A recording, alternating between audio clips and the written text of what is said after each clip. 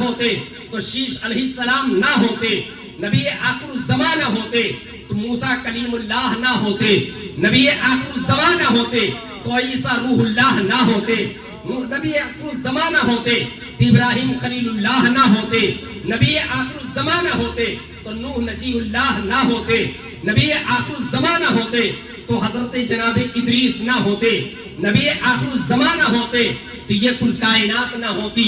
ان و زمان تمہارے لیے، مکین و مکان تمہارے لیے، زمین و زمان تمہارے لیے، مکین و مکان تمہارے لیے، چنین و چنا تمہارے لیے، بنے دو جہاں تمہارے لیے، دہن میں زباں تمہارے لیے، بدن میں ہے جاں تمہارے لیے، ہمائے یہاں تمہارے لیے، اٹھے بھی وہاں تمہارے لیے، فلت کل، امارات کل، حکومت کل، ولایت کل، خدا کے یہاں تمہارے لیے، تمہاری چمک، تمہاری دمک، تمہاری چمک، تمہاری دمک، تمہاری چمک، تمہاری دمک، تمہاری چھلک، تمہاری مہک، زمین و فلک، سماک و سمک میں سکہ نشاں تمہارے لیے، یہ شمس و قمر، شام و سحر، یہ برگ و شجر، یہ باغ و ثمر، یہ تیغ و سپر، یہ تاج و کمر، حکم رواں تمہارے لیے، یہ فیض دیے وجود کیے کہ نام لیے، زمانہ جیے جہان لیے تمہارے دیے، یہ اکرمیہ تمہارے لیے، جنا میں چمن، چمن میں فمن، سمن میں فبن، فبن میں دلہن، سزائے مہن، یہ ایسے مینن کہ امن و امان تمہارے لیے، ہوا وہ چلے کہ باغ پھلے، وہ پھول کھلے کہ دل ہو بھلے، لیوا کے تلے ثنا میں کھلے، رضا کی زباں تمہارے لیے، سوا کے سلے ثنا میں کھلے، رضا کی زباں تمہارے لیے۔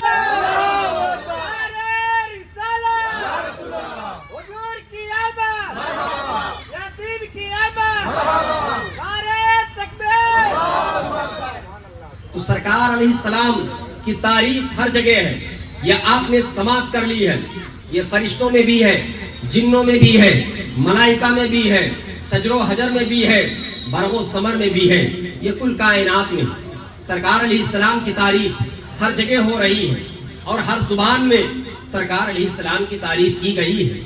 وید آپ نے سنا ہوگا، وید کی کتابوں میں بھی سرکار علیہ السلام کے ذکر پاک ملتے ہیں، جو کہ ہندو سماج کا یہ بہت بڑی کتاب ہے۔ اللہ کے پیارے رسول جناب محمد عربی صلی اللہ علیہ وآلہ وسلم کے والد والدہ کا ذکر وید کی کتابوں میں آیا ہے۔ زبان سنسکرت ہے، جس کا انداز زیادہ تر علامتی اور تمثیلی ہے۔ اس علامتی انداز میں بیان کچھ یوں ہوا ہے، 31 جگہ لفظ نراسن آیا ہے، جس نام کے علاوہ ویدوں میں ان کی کسی بھگوان کا لقب نہیں ہے، بلکہ اس لفظ کا تعلق ایک انسان سے ہے۔ یہ دو لفظوں سے بنا ہوا ایک لفظ ہے۔ نر کا مطلب نر کا مطلب ہوتا ہے نر اور آشن، یہ الگ الگ ایک مرکب لفظ بنے ہیں۔ نر کا مطلب ہوتا ہے انسان اور آشن کا مطلب ہوتا ہے تعریف کیا ہوا۔ وید کے شارح جناب سائن اپنی کتاب میں جو نام پاک محمد صلی اللہ علیہ وآلہ وسلم ہے، یعنی تعریف کیا ہوا، اسی کا تعریف نراشن کا تعریف کرتے ہوئے یہ نظر آتے ہیں۔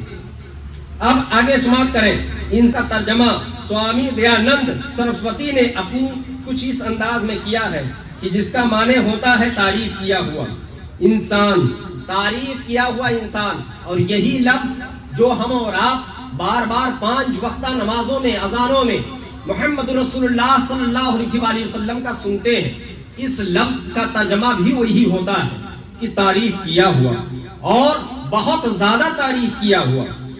آگے سنیے، رگ وید کی کتاب ہندی بھاشیہ صفحہ نمبر 25 کی نبی اکرم صلی اللہ علیہ وآلہ وسلم کے نشانات وید کی کتابوں میں کس شان سے بیان کیے گئے ہیں، چاہے وہ اٹیچ بیان کیا گیا ہو یا تفصیلی یا تمثیلی، دونوں انداز میں ملتے ہیں۔ اگر ڈھونڈا جائے تو نبی کی تعریف ہر جگہ موجود ہے۔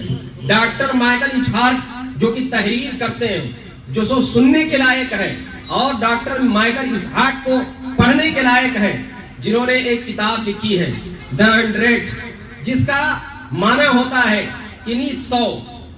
اس نے مطالعہ کیا پوری نسل انسانیت کو، اور پوری نسل انسانیت کا جو نچوڑ نکالا، اس میں سے 100 انسانوں کو نکال کر ان میں سے جس کو سرے فہرست رکھا اس کا نام جناب محمد رسول اللہ سرکار صلی اللہ علیہ وآلہ وسلم ہے۔ وہ لکھتے ہیں، مائیکل اسہارٹ لکھتے ہیں کہ میں نے لقمان کی دانائی پڑھی، ارسطو کا منطق اور فلسفہ پڑھا، ابو علی سینا کی حذاقت اور طباقت پڑھی، رستم و سہراب کی داستان پڑھی، لینن وارکل مارکس کے نظریات کا مطالعہ کیا، مشرق و مغرب کی ساری لیڈرشپ اور عرب و عجم کے تمام لیڈروں کا بغور جائزہ لیا، لیکن مجھے کوئی ایسا قائد جس عرب و عجم میں نظر نہیں آیا جس کی شخصیت ہر پہلو بے داغ اور پرکشش اور جاذب نظر ہو، جس سے اپنے اور پرائے محبت بھی کرتے ہوں اور محبت کرنے پر مجبور بھی ہو جائیں۔ ان میں سے کوئی نظر نہیں آیا جن کا میں نے بڑی محنت اور عرقریزی سے مطالعہ کیا ہے۔ یہ کون کہہ رہا ہے؟ مائیکل اسہارٹ کہہ رہے ہیں اپنی کتاب دی 100 میں، کہتے ہیں کہ سن 569 عیسوی میں عرب کے شہر مکہ میں اس انسان کی پیدائش ہوئی جس نے پوری بنے نوع انسان کو تمام انسانوں سے زیادہ متاثر کیا ہے۔ نبی اکرم صلی اللہ علیہ وسلم کے لیے بات ہو رہی ہے، یعنی تمام انسانوں میں پوری دنیا کی انسانوں کا اگر جائزہ لیا جائے اور ان میں سے 100 انسانوں کو نکال لیا جائے اور 100 انسانوں میں سے جسے سرے فہرست، جسے سب سے اوپر اگر جگہ دی جائے تو اس میں نبی اکرم صلی اللہ علیہ وسلم کے بارے میں لکھتا ہے کہ عرب کے شہر مکہ میں اس انسان کی پیدائش ہوتی ہے، کس کی؟ نبی آخر الزمان صلی اللہ علیہ وسلم کی، جس نے پوری بنے نوع انسان کو تمام انسانوں سے زیادہ متاثر کیا، یعنی اپنی بات سے، اپنے چال چلن سے، اپنے رہن سہن سے۔ اس کے بعد میں پنڈت وید پرکاش نے، جو سنسکرت کی معروف محقق ہیں اور اسکالر بھی ہیں اور الہ آباد یونیورسٹی سے منسلک تھے، اپنی ایک کتاب کل کی اوتار میں لکھتے ہیں جس کا مطلب ہوتا ہے تمام کائنات کے رہنما، پنڈتوں کے سامنے پیش کیا جو سنسکرت زبان و ادب اور ہندو مذہب کے ماہرین ہیں۔ ان سب نے اس کل کی اوتار کا بغور مطالعہ کیا اور اس کتاب کے مندرجات اور تمام حوالہ جات ریفرنسز کو صحیح قرار دے کر اس کی تصدیق و توثیق کر دی۔ یعنی یہ صحیح کہا کہ کل کی اوتار جو ہے وہ حقیقت میں جناب محمد عربی صلی اللہ علیہ وآلہ وسلم ہے۔ پھر آگے آپ سنیے، یہ کوئی مسلمان نہیں لکھ رہا ہے بلکہ ایک ہندو پنڈت لکھ رہا ہے۔ کسی مذہب کے لیے یہ لکھنا کوئی آسان چیز نہیں ہے، اور وہ بھی کسی پروفٹ کے لیے جو انسانوں کے درمیان اتنا مقبول ہو کہ جسے انسان دن میں 5 مرتبہ کم از کم یاد کرتا ہو، بھلے ہی اذان ہی کے ذریعے سے۔ اس کے بعد یہ جب تصدیق کر دی گئی اس کتاب کی اور اس کے بعد مصنف کی تحقیق کے مطابق کل کی اوتار کے مصداق حضرت محمد صلی اللہ علیہ وسلم کی ذات مبارکہ ہے، انہوں نے ہندوؤں سے گزارش کی، جناب پنڈت وید پرکاش نے ہندوؤں سے گزارش کی کہ کل کی اوتار کا مزید انتظار نہ کریں، یعنی کوئی اور رہنما آنے کا اب تم لوگ انتظار نہ کرو، بلکہ آپ کو جناب محمد الرسول اللہ صلی اللہ علیہ وسلم کی رسالت اور ان پر ایمان لا کر دین اسلام قبول کر لینا چاہیے۔ یہ کون کہہ رہا ہے؟ یہ بہت بڑے جو ہے ہندوؤں کے رہنما اور پیشوا کہہ رہے ہیں، اور ان کے نقش قدم پر، یعنی نبی کریم صلی اللہ علیہ وسلم کے نقش قدم پر چلتے ہوئے زندگی گزارنی چاہیے۔ یہ ہمارے مذہب کے لوگ نہیں کہہ رہے ہیں، بلکہ ہندو مذاہب میں جو کتابیں لکھی گئی ہیں اس میں سے وہ بیان کیے جا رہے ہیں۔ اس سے پہلے آپ یہ سمجھ لیں، یہ بیان کرتے ہیں کہ یہ پہلے منتر کا جملہ تھا، جو کل کی اوتار جو بیان کیا گیا وہ پہلے منتر کا جملہ تھا۔ اب جملہ مستقبل یعنی آنے والا زمانہ، جو آنے والا زمانہ ہے، فیوچر ہے، اس کو بیان کرتے ہیں۔ پوری انسانی تاریخ میں کسی انسان کی اتنی تعریف نہیں کی گئی جتنی تعریف محمد رسول اللہ صلی اللہ علیہ وآلہ وسلم کی گئی، کہ دنیا میں بلا ناغا ہر سیکنڈ پر جناب محمد رسول اللہ صلی اللہ علیہ وسلم کو اشہد ان محمد رسول اللہ کہہ کر مخاطب کیا جاتا ہے اذان کے ذریعے سے، اور یہ گواہی دی جاتی ہے کہ میں گواہی دیتا ہوں کہ محمد صلی اللہ علیہ وسلم اللہ کے بندے اور اس کے رسول ہیں. ان کا نام نامی بلند کیا جاتا ہے اور اذان میں گواہی دی جاتی ہے. صرف ان پر ایمان لانے والے ہی نہیں بلکہ ان لوگوں نے بھی جناب محمد رسول اللہ ہم اور آپ کے پروفٹ صلی اللہ علیہ وآلہ وسلم کو خراج عقیدت پیش کیا ہے جو آپ کے ماننے والے نہیں تھے. بعض غیر مسلموں کے نام یہ ہیں: ہندو مذاہب اور مقدس کتابوں کے مشہور عالم سوامی وویکانند اور مشہور برطانوی فلسفی برنارڈ شو اور ایرویلٹ. یہ سارے لوگ جو کہ مسلمان نہیں ہیں, جو اسلام سے تعلق نہیں رکھتے ہیں, لیکن پروفٹ محمد صلی اللہ علیہ وسلم کی زندگی کا جب مطالعہ کیا اور انہوں نے جب گہرائی سے سچائی کو نکالنے کی کوشش کی تو انہوں نے یہ بھی دور دیکھا کہ جس وقت بچیاں دفن کی جا رہی تھی تو کسی نے اگر ہاتھ پکڑا تھا تو محمد عربی صلی اللہ علیہ وسلم کی ذات تھی. انہوں نے کہا تھا بچیوں کو زندہ دفن نہیں کیا جائے گا. اور جب یہ معاملہ پیش آیا تھا کہ اگر کسی کا شوہر مر جاتا ہے جیلوں میں ڈال دیا جاتا ہے, یہاں تک کہ نہ اسے کھانا دیا جاتا نہ اسے پانی دیا جاتا, یہاں تک کہ اسی میں سڑ گھل کر مر جاتی. آپ نے سب سے پہلے حقوق جو اٹھایا, مساوات کا, برابری کا جو درس دیا ہے, وہ یہ کہا کہ نہیں, مرد عورت میں کوئی فرق نہیں ہے. کوئی بھی مرد اس طریقے سے عورت کو زندان میں یعنی جیل میں لاک نہیں کر سکتا ہے, بند نہیں کر سکتا ہے. یہ نبی اکرم صلی اللہ علیہ وسلم ہم اور آپ کے پروفٹ نے سب سے پہلے ہاتھ پکڑا اور کہا کہ ہرگز ہرگز جب کسی کا شوہر مر جائے اسی عورت کو زندان نہ ڈالا جائے, اس عورت کو جیل میں نہ ڈالا جائے, بلکہ اسے دوسری شادی کرنے کا حق دیا جائے. اور یہی نہیں بلکہ آپ صلی اللہ علیہ وسلم نے صرف فرمایا نہیں, فارمیلٹی نہیں ادا کی, بلکہ آپ نے پریکٹیکل کر کے بتایا کہ حضرت خدیجہ جو کہ بیوہ ہیں اور آپ کی عمر مبارک 40 سال کی ہے, لیکن ہمارے پروفٹ محمد صلی اللہ علیہ وسلم کی عمر مبارک 25 برس کی ہے. آپ نے 25 برس کی عمر میں جناب خدیجہ سے شادی کر کے بتایا کہ اے عرب والو, تمہارے اندر جو جاہلیت پنپ رہی ہے, تمہارے اندر جو عورتوں کے خلاف اور عورتوں کے لیے اتنے بڑے پروپیگنڈے تمہارے ذہنوں میں چل رہے ہیں, آج کے بعد اس کو نکال کر پھینک دو. اب عورتوں کے ساتھ مساوات کی بات ہوگی, اب عورتوں کے ساتھ برابری کی بات ہوگی. یہ کون کہا؟ جناب محمد رسول اللہ صلی اللہ علیہ وآلہ وسلم نے کہا. اور یہی نہیں بلکہ جب بات آئی برابری کی تو کوئی بھی امیر غریب کو نیچے بٹھاتا, امیر خود اوپر بیٹھتا. آپ صلی اللہ علیہ وسلم نے فرمایا ایسا نہیں ہوگا.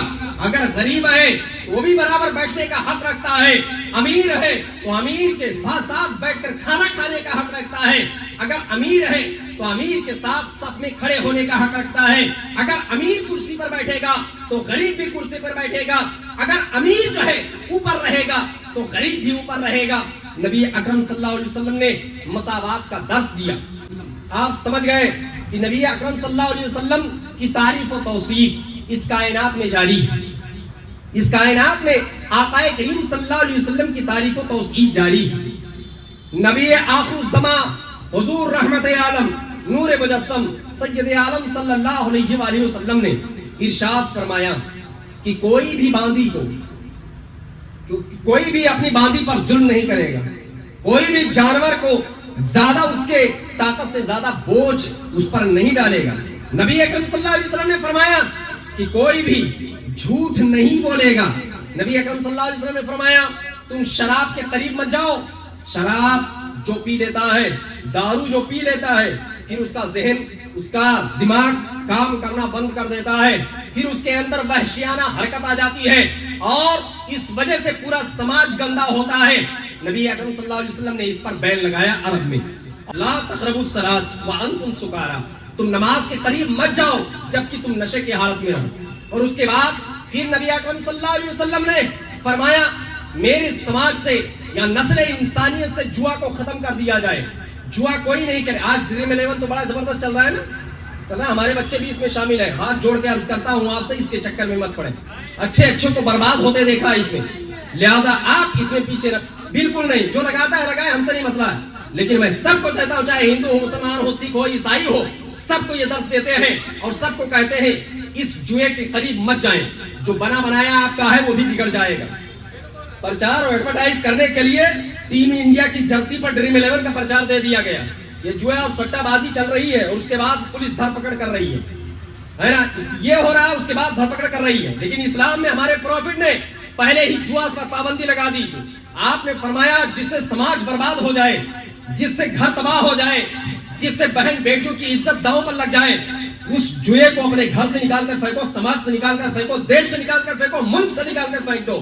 نہیں ہونا چاہیے یہ سب۔ اس کے بعد یہی نہیں بلکہ ہمارے پروفٹ محمد صلی اللہ علیہ وآلہ وسلم نے اور بھی بہت ساری چیزیں جو نسل انسانیت کے فوائد کے لیے آپ نے کوڈ کیا ہوگا، جو 50 ہم نے بورڈ چھپوائے تھے جو پروفٹ محمد صلی اللہ علیہ وآلہ وسلم کے فرمان پر آدھارت ہے، وہ یہاں سے لے کر وہاں پر بینر لگے ہوئے ہیں۔ آپ لوگ بیٹھے ہوئے ہیں، آپ ایمانداری سے بتائیے گا، ایمانداری سے بتائیے گا، کوئی ضروری نہیں ہے کہ آپ مسلمان ہیں تو آپ کچھ بھی بول دیں، ایمانداری سے بتائیے گا جتنے لوگ بیٹھے ہیں کتنے لوگوں نے پورے 50 کو پڑھ لیا۔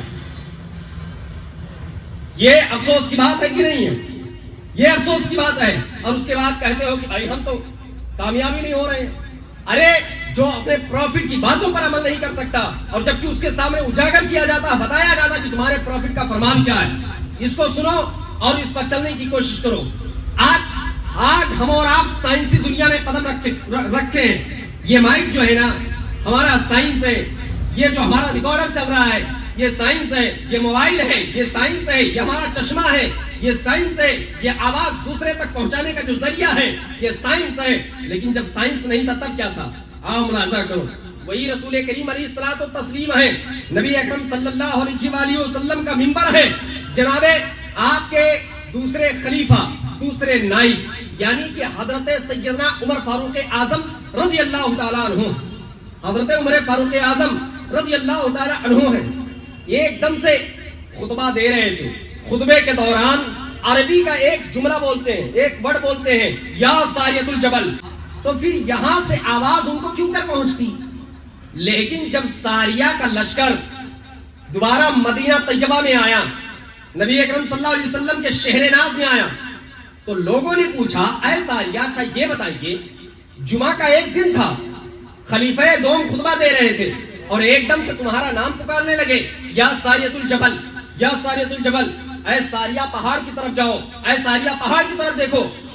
تو ساریہ رضی اللہ تعالیٰ عنہ کہتے ہیں ہاں قریب تھا کہ اسلامی لشکر نرغے میں پھنس جاتا اور شکست کہا جاتا، اتنے میں ہم نے پہاڑ کے پیچھے سے جناب حضرت عمر فاروق اعظم رضی اللہ تعالیٰ عنہ کی آواز سنی، سبحان اللہ، اور وہ کہہ رہے تھے اے ساریہ پہاڑ کی طرف سمٹو، اے ساریہ پہاڑ کی طرف جاؤ۔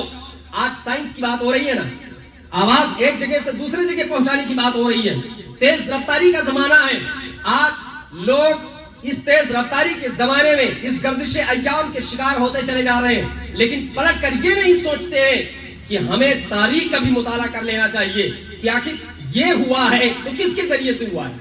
یہ ہوا، آپ بچپن میں رہے ہوں گے تو ایک ڈبہ جو ٹین کا ڈبہ چھوٹا سا آتا ہوگا، ہم نے تو کھیلا ہے بچپن میں، ٹین کا چھوٹا سا ڈبہ آتا، اس میں دھاگا باندھ دیتے تھے، جب دھاگا باندھتے تھے تو دوسرے کو دے دیتے تھے، تقریباً چلے جاتا تھا 20 سے 25 فٹ دور، اور وہ اس طرف جاتا تھا، وہ کان میں لگاتا تھا اور ایک طرف سے بولتا تھا، جب وہ کان میں لگاتا تو دھاگے کے ذریعے سے آواز اس تک پہنچ جاتی تھی۔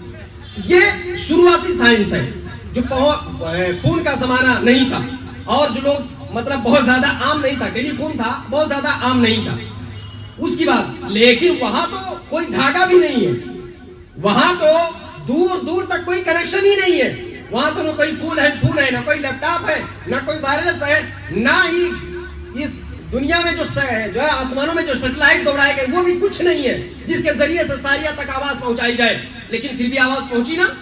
سائنسدانوں نے اس چیز کی کھوج کی کہ آخر جب آواز حضرت عمر کی ساریہ تک پہنچ سکتی ہے، جبکہ وہ کئی سو میل دور ہیں، کئی سو کلومیٹر دور ہے، وہاں تک پہنچ سکتی ہے تو ہم انسان ہیں، اور اگر اس چیز کو بنانے پر آ جائے تو یہاں بیٹھے بیٹھے امریکہ فون کیوں نہیں کر سکتے؟